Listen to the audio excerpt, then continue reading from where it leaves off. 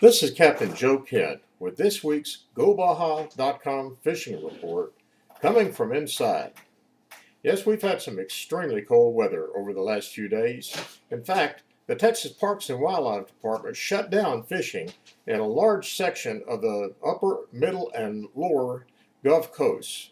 In the Galveston area, the two spots that were shut down were Offutt's Bayou, east of marker 22, and the area of Moses Lake around the floodgate. And why are they doing this, and why is they select just those areas?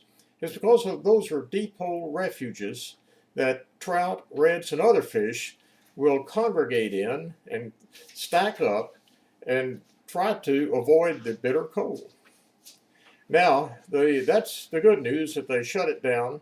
However, I can't imagine anybody being out in the last few days trying to catch fish. They sure want fish a lot more than I do, if that's the case.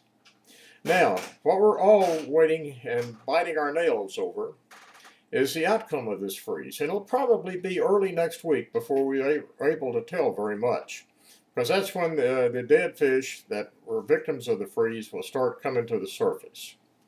Hopefully, we're going to have a minimal fish kill. We know that there's going to be some fish sacrificed in this cold spell. We had probably the coldest weather that we have had in over 10 years anyhow.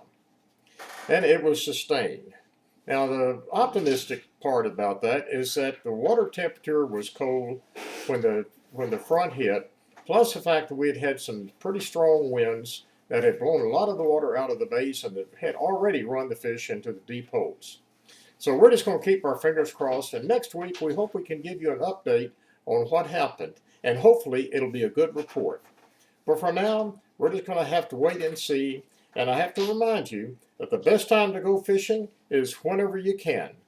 This is Captain Joe Kent, and we'll be back again next